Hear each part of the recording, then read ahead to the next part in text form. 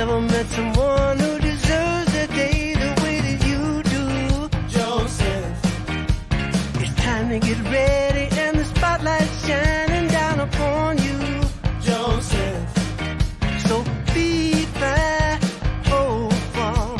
I'm on my way, yeah, here it comes. And I'm delivering a wish to you, so get ready, get ready.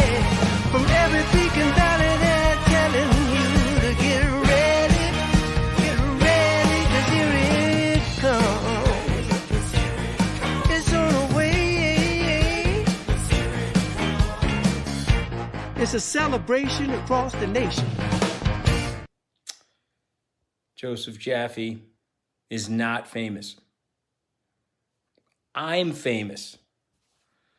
Joseph Jaffe is a delusional human being who thinks he's famous. He's not famous.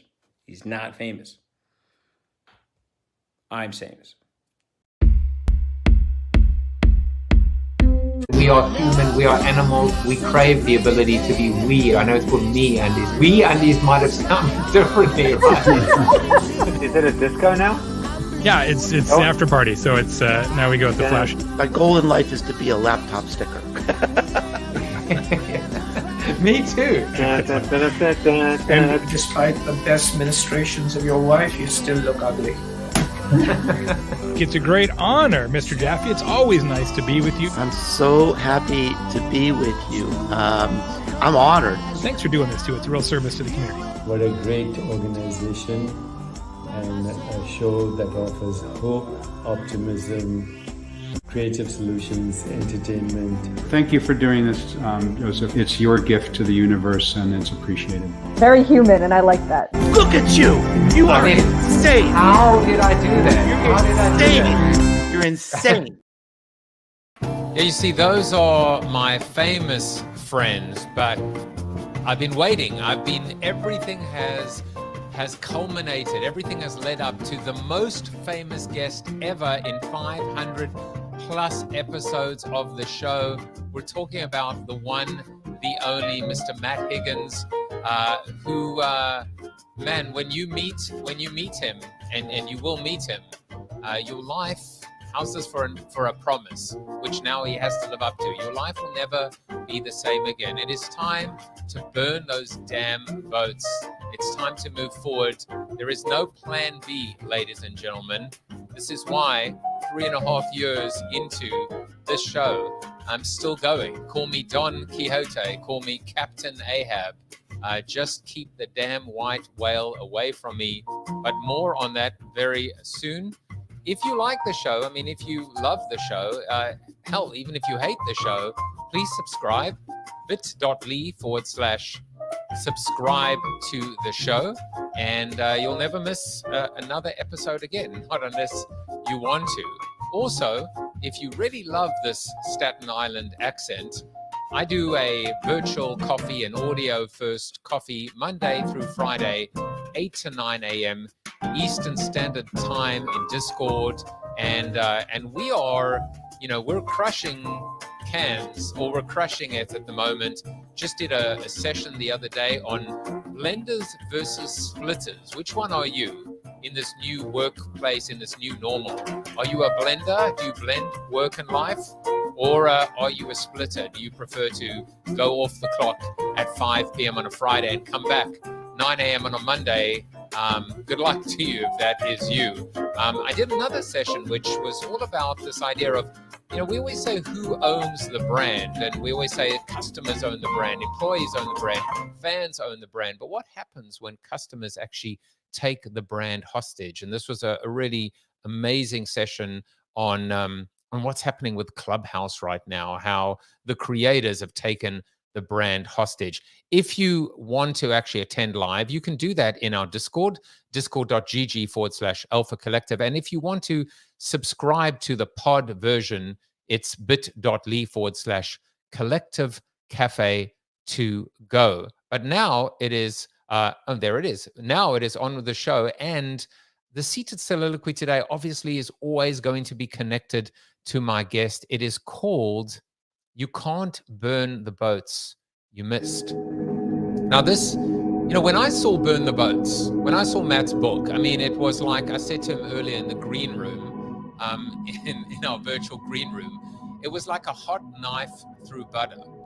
I'll be very honest with you. I have struggled my whole life, my career, even today.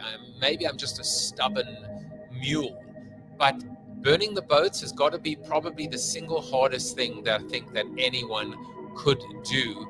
And yet maybe most people should do. The ability to just cut that umbilical cord, to cut that safety net away and just move forward with strength, with conviction, with passion, with confidence, with belief that you are on a path towards fulfilling yourself, loving what you do, being true to yourself and staying the course. This is the subject of my book, of Forever Change. But I actually wrote something in the book almost completely independently of Matt coming on the show today.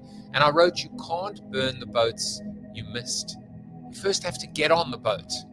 Then you have to set sail. Then you have to charter the course. Maybe you don't even know where you're going. Maybe you get blown off course. Maybe you end up on that island. And that's when you burn the boats. You can't burn the boats you missed. What's that saying? 99% of all short putts never go in the hole. I say 99% because Tiger Woods' putt kind of went in the hole in that famous Masters shot that we all remember so well. But you don't make 100% of the shots you don't take. We all know this to be true. So first you've got to take the shot. You've got to get in the game. You've got to put yourself out there. You've got to opt into your future, your future. And then you've got to be prepared to turn your back on the past, to turn your back on the safety net, on plan B, and just move forward. Because there is only one direction. There is only one direction, and that is forward. And no matter where you go, as long as you are moving, you are not static, you are not stagnant, you are not falling back. Because the way the world moves, if you are not moving forward, you may as well be falling back. Get busy living or get busy dying. These are fighting words, and it's now time not to fight, but to actually recognize that we have a master in the house. We have Matt Higgins, who wrote Burn the Boats. And just to whet your appetite, please watch this. Right here at the desk, Matt Higgins. Matt Higgins joins us now. He's an executive fellow and teacher at Harvard Business School and the author of Burn the Boats. Entrepreneur Matt Higgins. He is the CEO and co-founder of a very successful investment firm. He's also seen as a guest shark on Shark Tank, the youngest press secretary in New York City history he was, and a critical part of rebuilding the site of the World Trade Center. I think Facebook could be a long-term winner. Dad, you're such a boomer. I know. Can't believe I had to do it. Now, the course that we talked about TikTok, well, so in fairness, I had Kim Kardashian up at Harvard. So I was just going to say that. One of the most exciting podcasts that I could possibly put out because of a couple of reasons. One, Matt Higgins is a cult-like figure in the Vayner world because he's been a backer of me for a long time.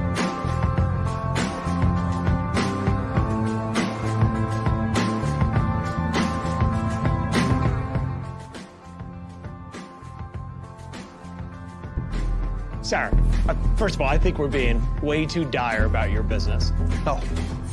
I would never count you guys out, right? Thank You're gonna do you. I have a little bit of deer in headlights, so I don't know. All right. Take a breath. But do you know? I mean, if you weren't nervous right now, do you have a good handle on the numbers? So take a breath and tell us, give us the whole picture. I was born and raised in Queens, New York, raised by a single mother in a little apartment with 3 brothers. Grew up really poor, and when I say poor, I mean really poor. My earliest memories of a gourmet meal was what I'd call government cheese. It was a long box of cheese that would arrive and literally said government cheese from the USDA. My mother always had a variety of health issues. Eventually, she ended up in a wheelchair. I made a decision at a very early age that I wasn't going to let poverty dictate the rest of my future. So who's ready to make our dad's dream a reality with us? Your dad sounds like an amazing guy. Matt. Let's do your deal. Let's do your deal.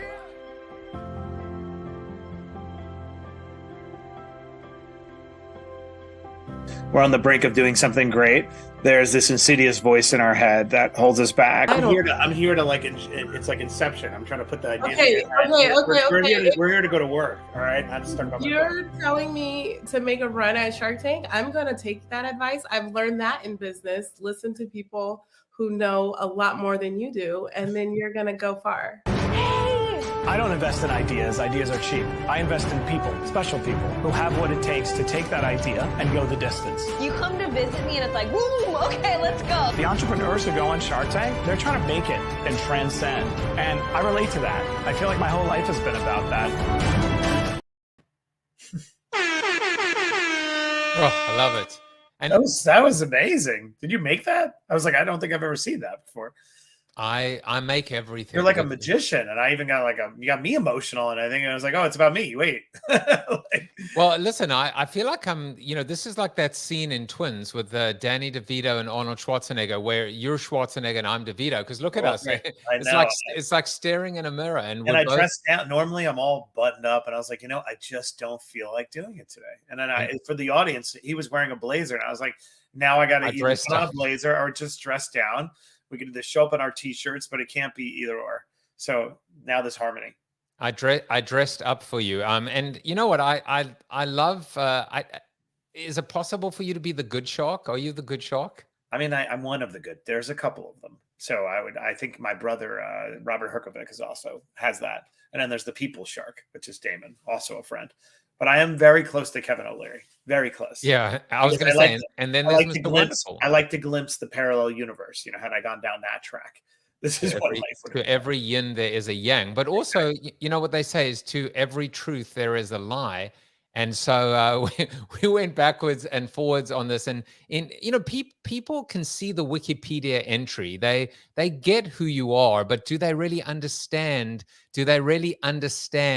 And we sent our producers, our investigative reporters, into the field to uncover the sordid truth. We wanted to know what is true and what is a lie. And we got confused, but maybe you will continue to fool us and be able to tell us eloquently a little bit about you, and also something that has been completely made up by Chat GPT. So are you ready to play Two Truths and a Lie?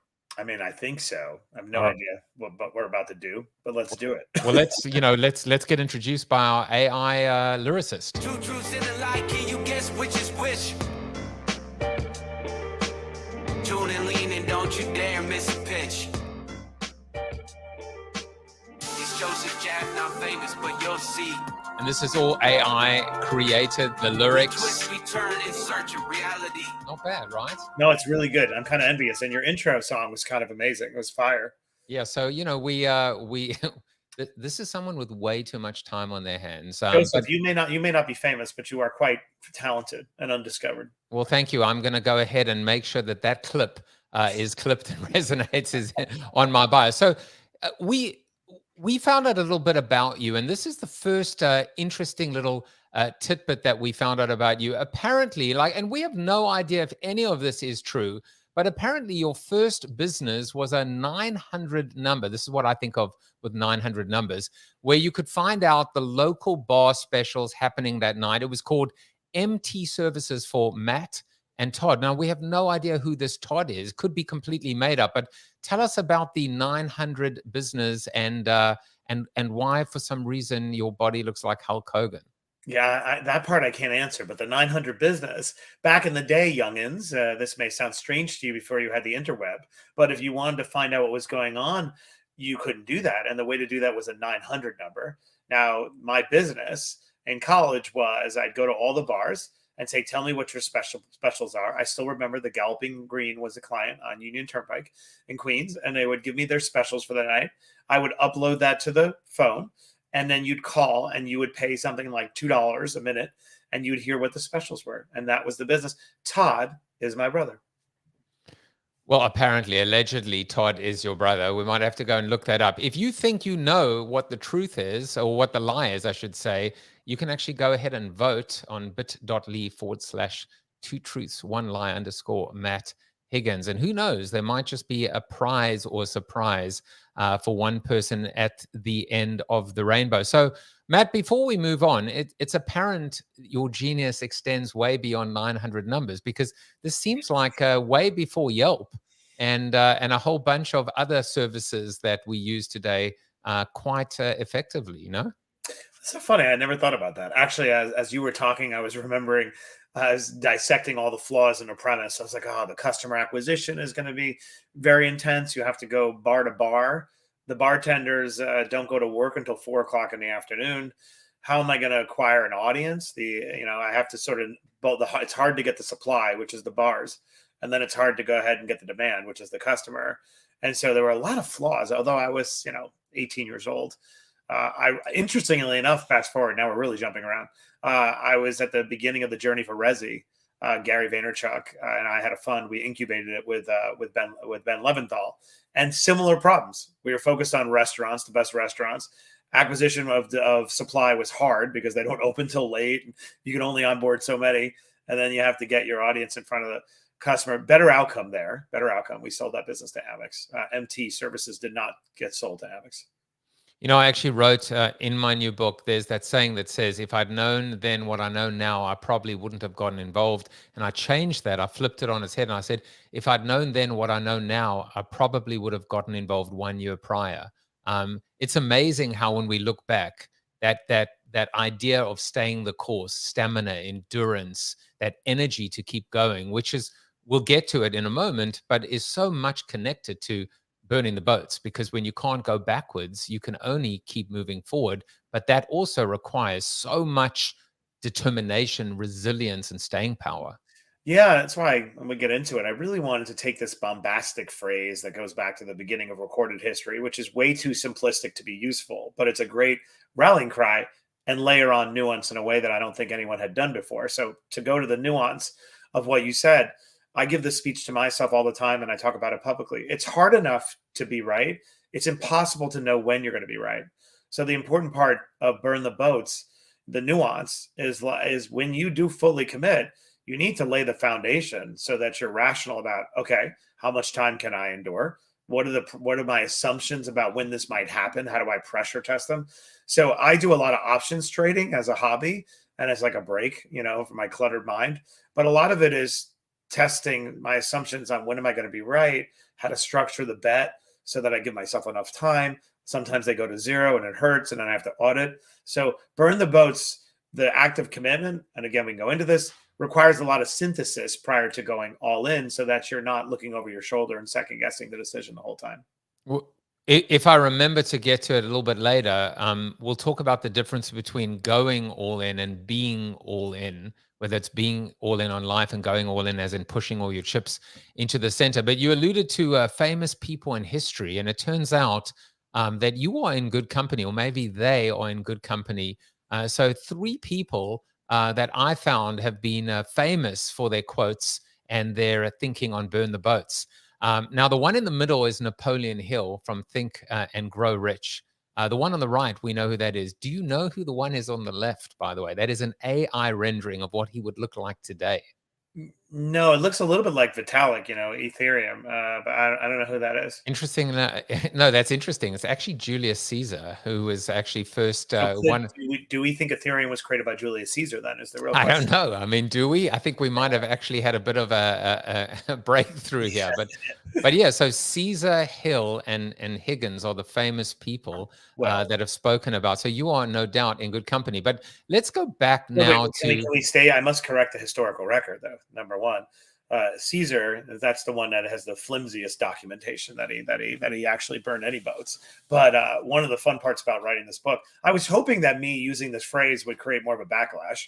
I am a little deviant and like to be provocative, and I was disappointed that it didn't, because Cortez was a homicidal maniac in 1519. But what's interesting about Burn the Boats is that every culture practically around the world has a similar narrative about a fabled general. When their back was against the wall and they were outnumbered 100-1, they sabotage retreat or survival. So sometimes that means literally burning the boat. Sometimes it's destroying the cooking pots. So if you try to trace it all the way back, I came across all these delightful stories Sun Tzu talks about in The Art of War about how you want to burn the boats and break the cooking pots.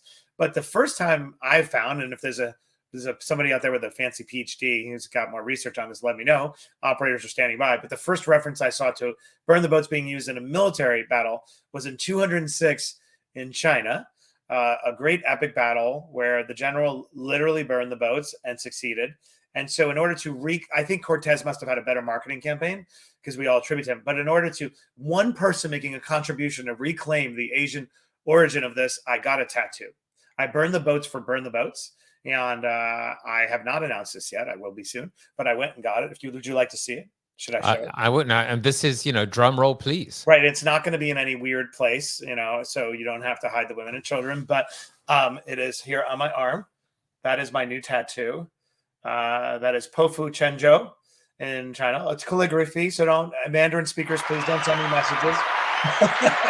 I was going to say Gesundheit after. Yeah, after so for any Mandarin speakers who are going to say the third character, it's art. So I hired an incredible Asian artist who, this is calligraphy. But yeah, so Burn the Boats. I burn the boats for Burn the Boats on my arm. It's my first and only and maybe last tattoo.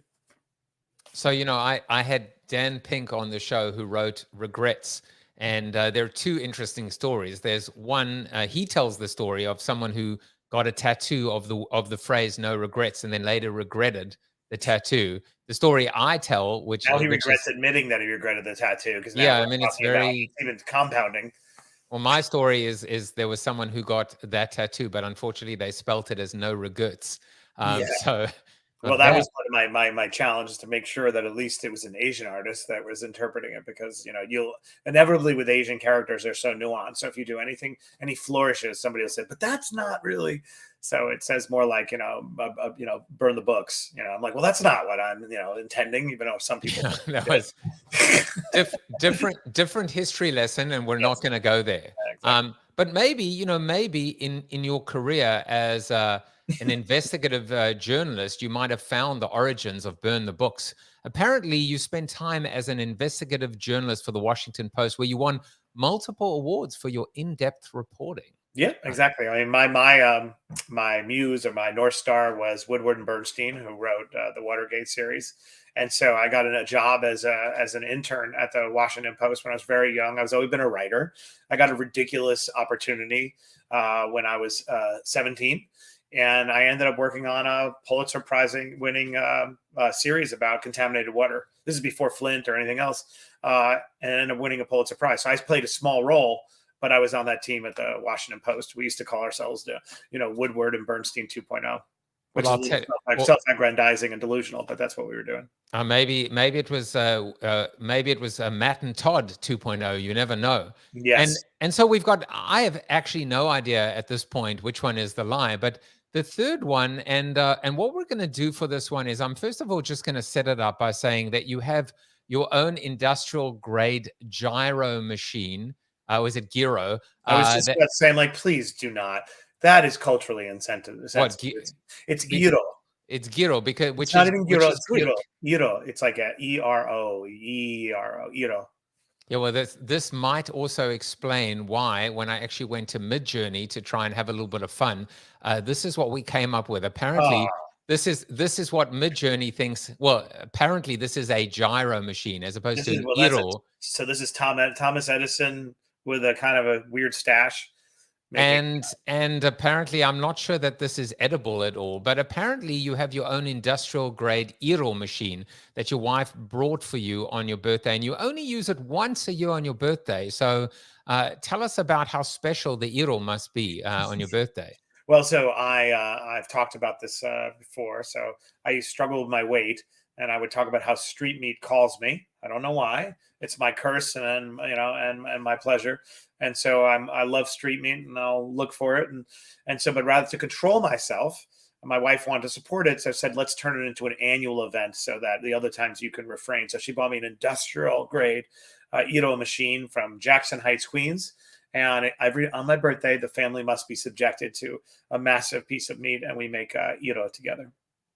Well, I'm impressed, and I'm waiting for that. I'm waiting for that invitation when it comes through, I will be there, except I'll probably be eating metallic gyro parts as opposed to Greek gyro. But hopefully that invitation is after your appearance here. You might be like, yeah, I'm not going to return his calls anymore. Well, as long as you don't make it a hard G sound, you're invited.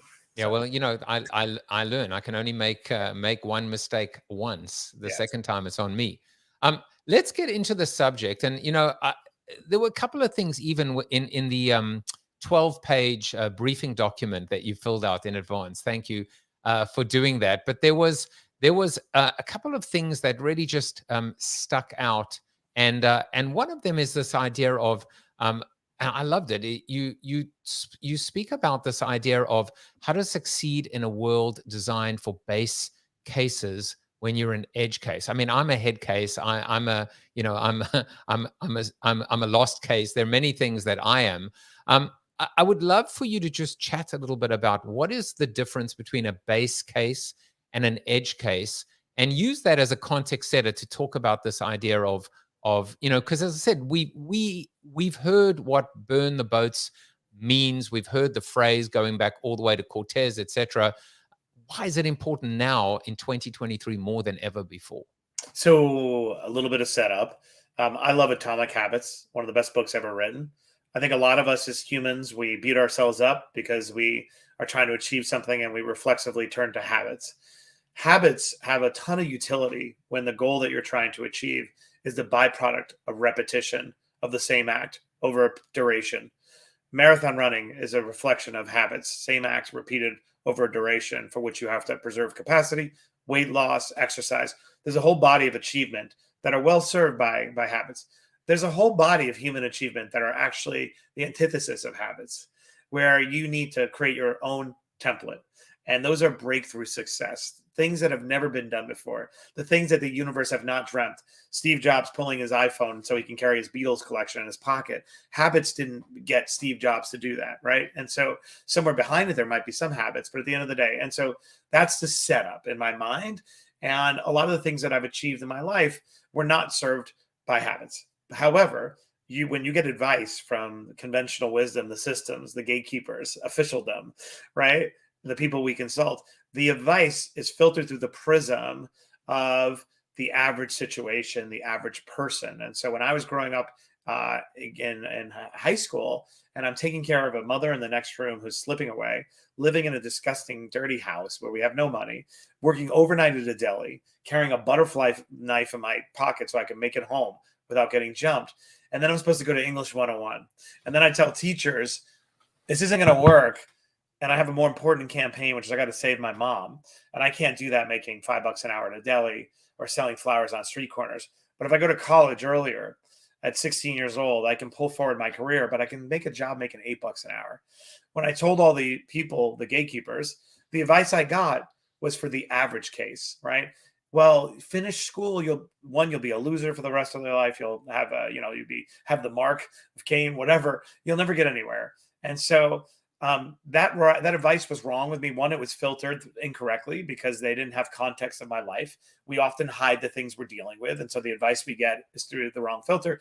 But also the advice I was getting reflected the average case. So for anyone out there listening, it's important to go through this exercise and say, am I an edge case in this situation or the average case? I was an edge case. Most kids have a parent, at least one functioning parent who's feeding them and whatnot. They're not eating government cheese or worried about. So I was an edge case. Sometimes we're edge case, sometimes we're average case. When you're an edge case, it is on you to create a template for what you need to achieve. And you cannot draw upon conventional wisdom, conventional advice. You need to go ahead. And so for me, it's my way of affirming to folks, okay, frame who you are at a moment in time, and then habits aren't going to get you there. Burning the boats is going to get you there. Surrendering entirely to the goal will give you the confidence to figure out the template that you need to create as a 16-year-old boy who needs to drop out of high school. I see in the video, I see your mom and how you talk about her. I lost my mom in January. So another thing that we have in common besides the fact that... By the way, it still affects me. And then I go through this, as I was watching your video, I was getting teary and I'm like, then I lecture myself, like, will you grow up already? You're 48 years old. Why is the picture of your mother? And then I'm like, wait, that's actually very conscious that I still get teary or get upset about it because I don't want it to heal. Because within the witnessing of my mother dying, witnessing somebody powerless, encased in that experience is my empathy. And if I cauterize it and watch that video and no longer get teary, I might no longer feel for a single mother I meet. I might not feel for you when we first started and you were like, I'm on a mission here and I wrote 6 books and I'm putting my shows out and I really want to break through with this content. And by the way, after talking to you, this is clearly what you're meant to do. That wouldn't move me. You know what I mean? And so I don't know the point of that. I'm just saying to anyone out there who's gone through any kind of pain, don't heal entirely. Keep it a little bit unhealed. Don't let the scabs form, because within that probably resides your compassion and your empathy. I completely, I feel it as well. Just today, maybe an hour before we went on air or on stream, as they call it, or off stream, because we're pre-recording it. But now that you're watching it, you're like, but I'm watching it live, and now I'm confused. Now I'm off script as well. But there is no script. Although you did predict Meta would do well. So, but I rewrote my bio, last page of the book, about an hour before we went on, and my bio starts off by saying Joseph Jaffe is Natalie Jaffe's son, and that's how I started the book, because the book is really just it's an homage, it's cathartic, it is the way of grieving and mourning for her, but realizing that I am who I am today is a product of her, also bringing me up as a single parent. So yet another thing. So I love it as well. And in fact, the whole point is that when we actually ignore, the minute that we actually ignore, and I actually want to ask you this question, because you can look at it two ways. When you talking about the events of the last 3.5 years, when you completely move on and you forget the past and you just are not attached to the past anymore, I think that's the beginning of the end. I think you can never, ever forget where you've come from. You can never forget the pain. You should never, ever, somehow compartmentalize it. You need a degree of PTSD in your life in order to know that you don't want to go. So I would love to hear your thoughts on that. Yeah, first of all, it's protective, right? The degree of PTSD.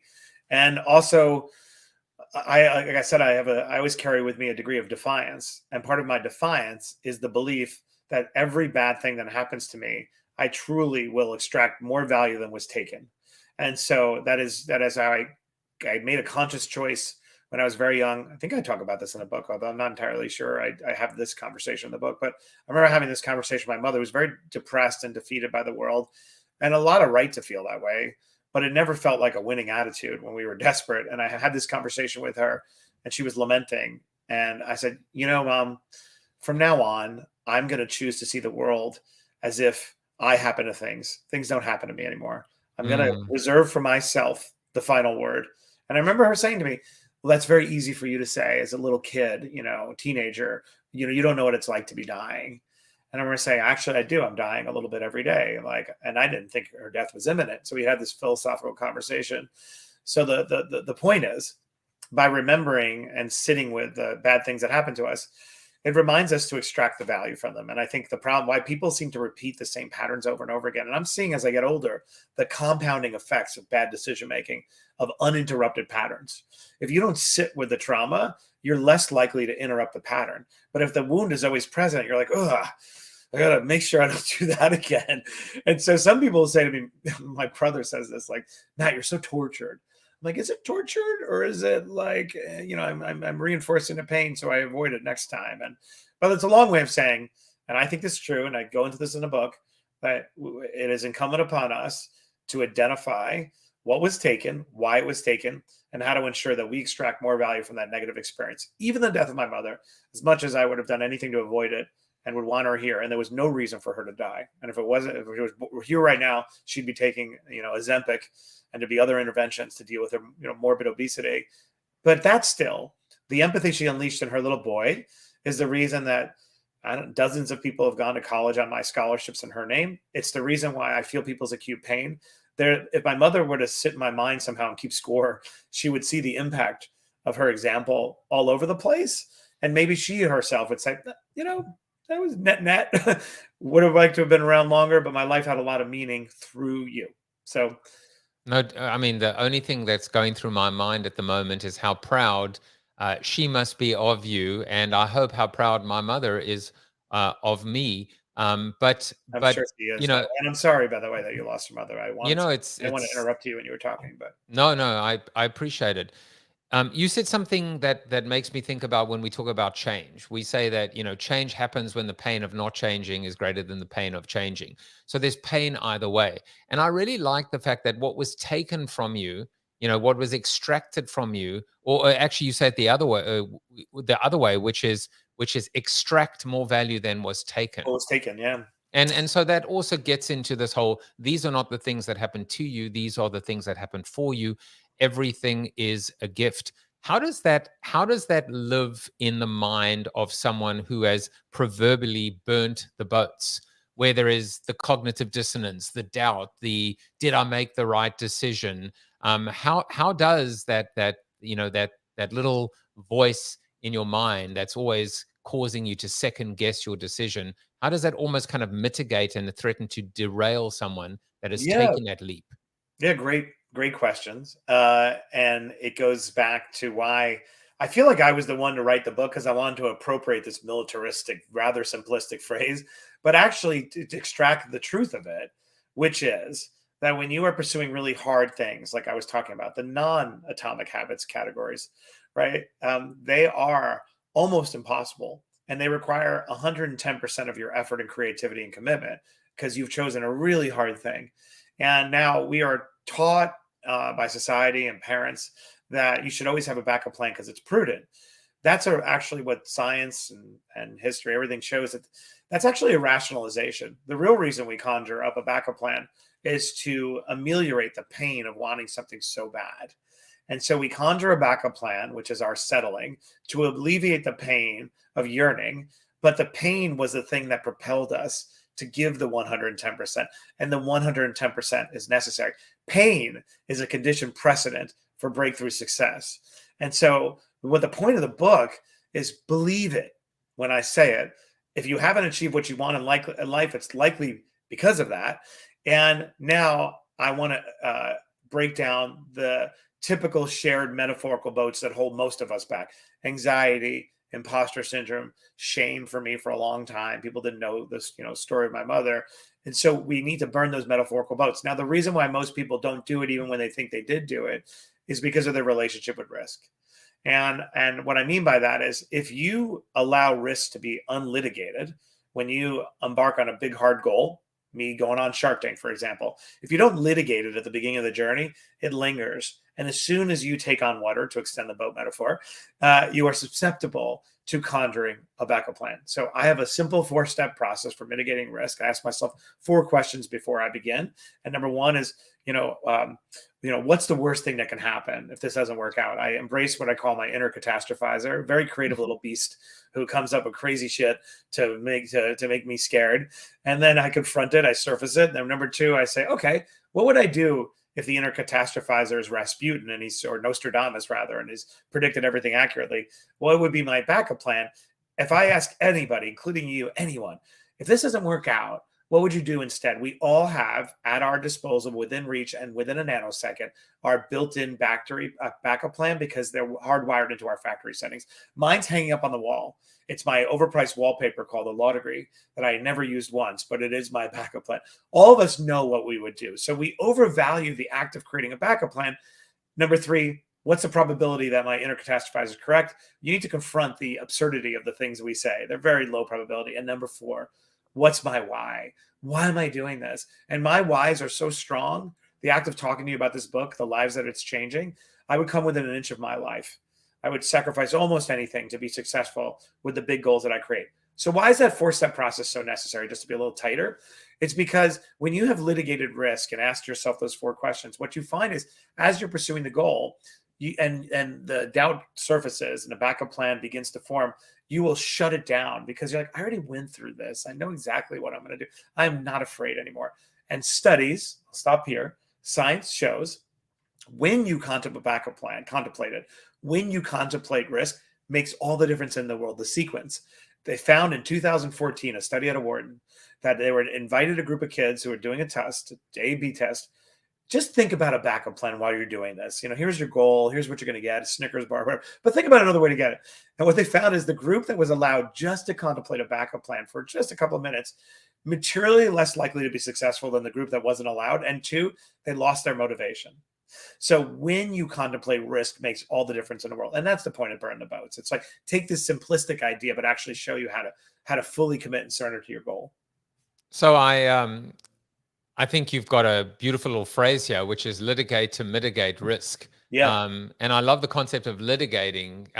And there's also a lot of like wordplay, which is we sometimes hear that successful executives have got to where they got to, not by minimizing risk, but by managing it. So whether you're litigating it or managing it, it's being able to kind of recognize the beast and face the beast, poke the bear, not get overwhelmed by it, but also not run away from it. So exactly, I really love that.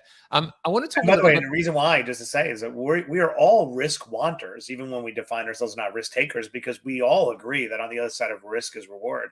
But then there are tons of people who self-select out of risk because they don't feel like I'm a risk taker, or they don't have the tools to, like you just said, manage risk.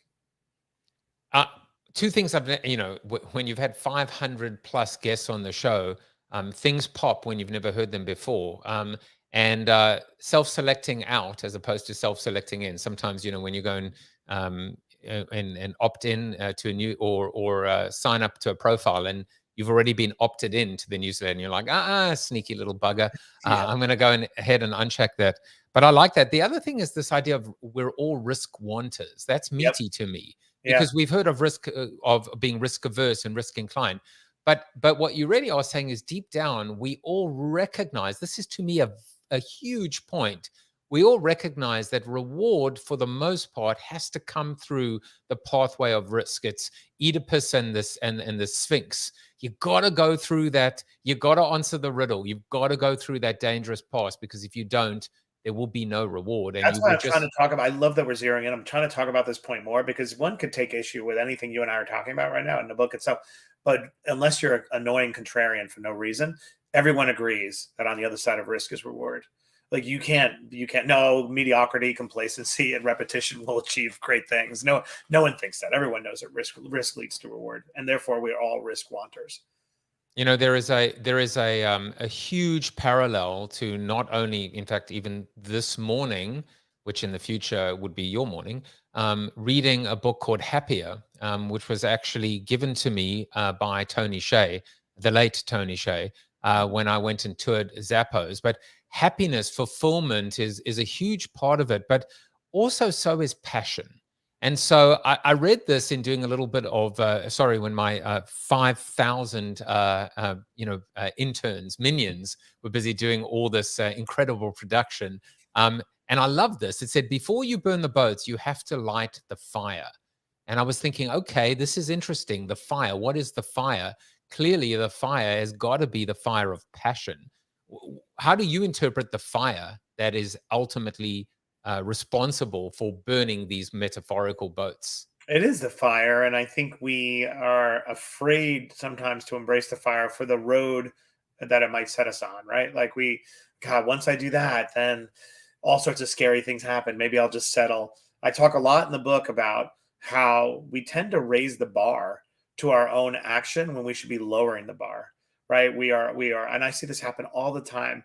I have a couple of delightful stories in the book of times in which I made a trajectory changing intervention in someone's life. And it usually concerns them artificially raising the bar and saying, I need to have been a managing director of a private equity firm before I get to launch my own.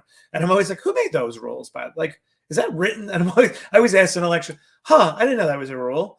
Interesting. Where is that written somewhere? And what would happen if you violated that rule?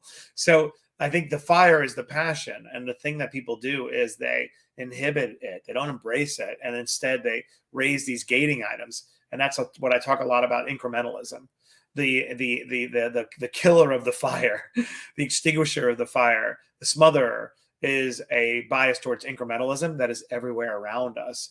And the reason why the bias is there is because if you're a corporation, you're a government, you're an institution, it's very inefficient to have a bunch of people that are constantly flaring up and have ambition, and it's unregulated.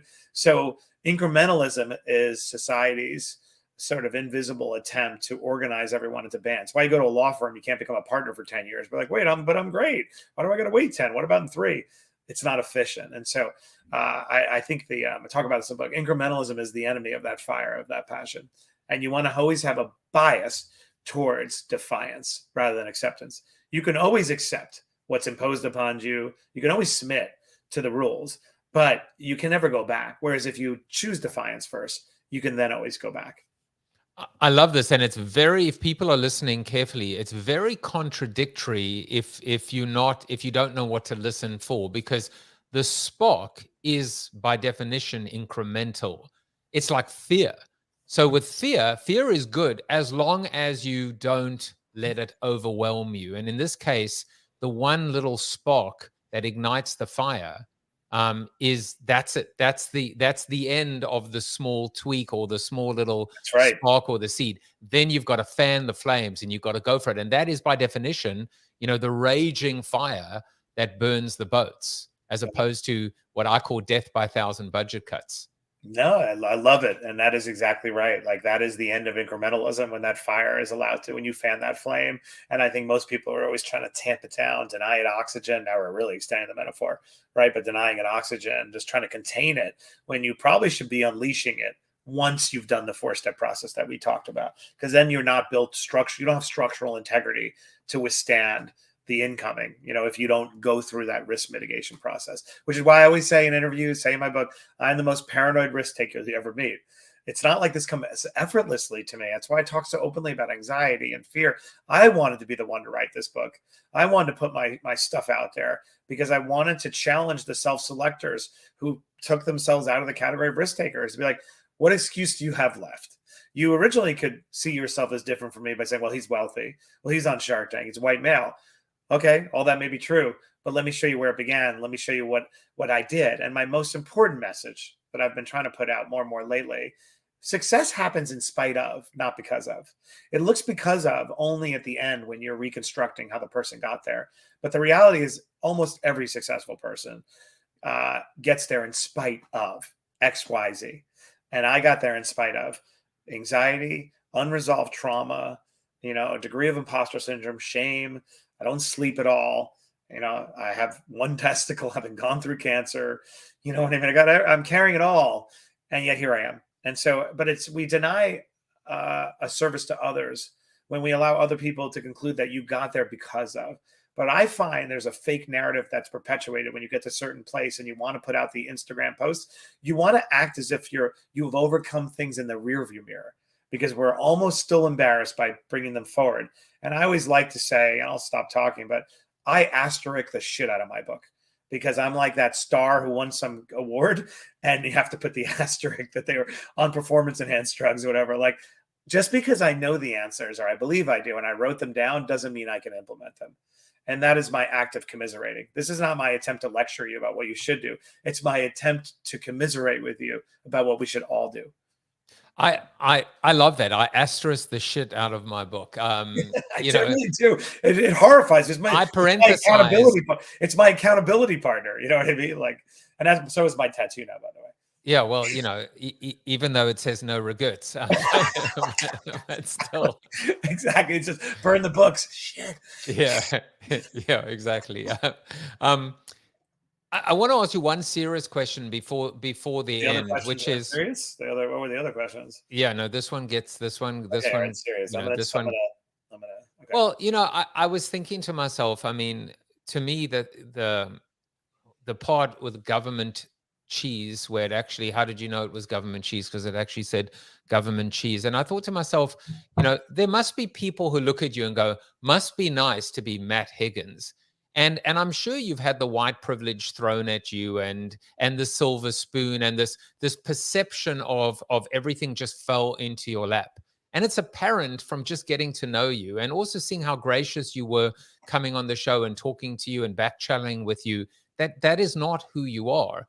How do you react to that? Because it's a limiting mindset. How do you react to people that are maybe hurting, that are in pain themselves, but want to be able to throw a label at you and almost a slander at you because your skin, in this particular case, is white, and refer to your success as white privilege?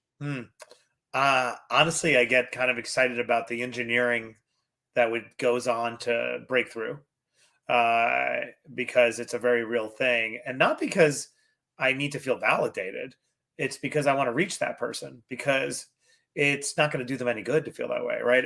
If you see me as different than, and you see yourself excluded from, then what has anybody gained? I have nothing to teach with you or share with you, and you have given yourself a built-in, excuse. And so I always like to say, I didn't write a book, I engineered an outcome. Well, what's the outcome?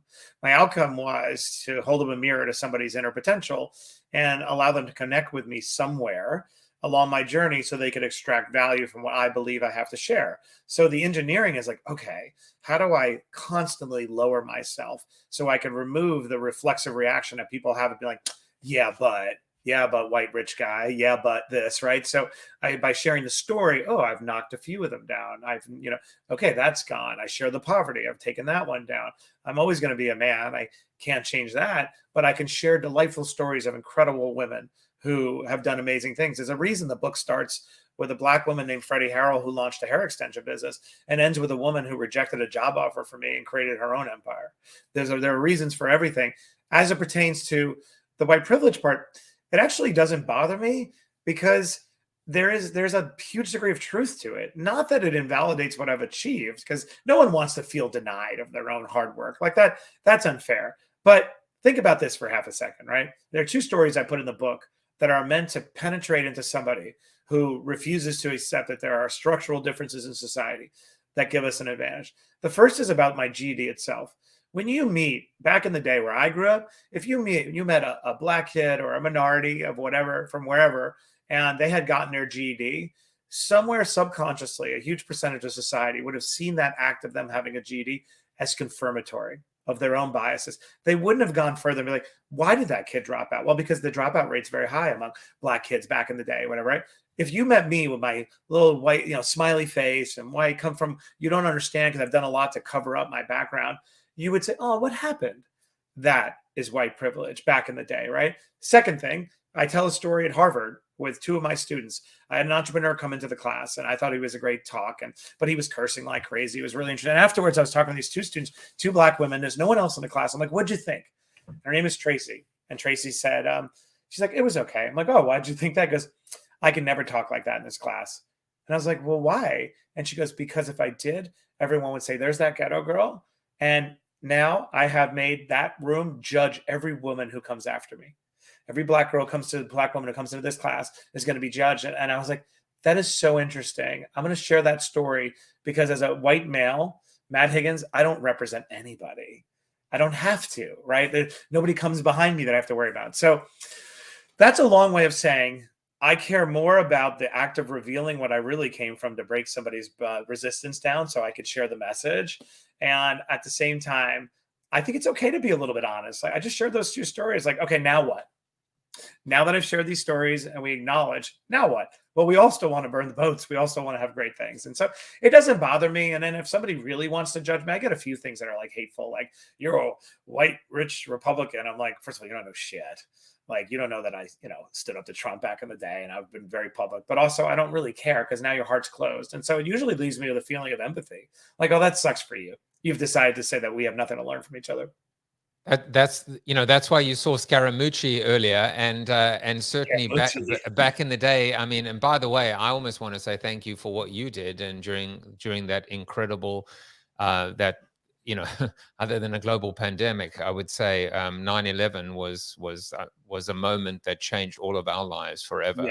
And that couldn't have been easy. I know you have to run, but before you do, I try to synthesize what you were saying and lower the bar, which for me is all about empathy. Walk the talk, action, rather than words, it's action. And to me, typified by this idea of now what? Okay, what has got you this far may not be enough to get you to where you need to get to. And maybe it's time to kind of burn those boats and move forward. And then the third is truth. And I think at the end of the day, when you are true to yourself, you'll be true to others. And, you know, people always say my truth. Well, as we know, there are always three sides to every truth: your truth, my truth, and the truth. But I think when one is true to oneself, that light really does shine through. It is a flame. It is a spark. And the quote that I wanted to remember this episode with is, "There is no plan B for passion." And this was by Chris Gardner, The Pursuit of Happiness. I am happy today because my doppelganger came into the studio. And, you know, too soon. Please come back anytime. In fact, as far as I'm concerned, now that we're both not famous, you may as well be hosting the show as well. If you want to find out more about the Good Shark, you can connect with him on LinkedIn. You can follow him on Instagram, on the X/Twitter. And most importantly, please go ahead and buy Burn the Boats, toss Plan B overboard, and unleash your full potential. And you can get that wherever books are sold. Matt, you are a scholar, a gentleman, a bit of a mensch, a mommy's boy. And it's not just me saying it, by the way. It's also Chuck Norris. You are Chuck Norris approved. That's amazing. And we will be back soon with Mr. Wonderful. Just kidding. Take care, everyone. Bye-bye. Thank you. Thank you for watching the show about hope, positivity, optimism, and if there's time left over, a little bit of marketing with your host, multiple author, and global keynote speaker, Joseph Jaffe. If you like the show, tell a friend or two. Please subscribe to the show. And if you want to get inside news, previews of upcoming guests, and much more, visit josephjaffe.com/subscribe to sign up for the show's newsletter. And despite the best ministrations of your wife, you still look ugly.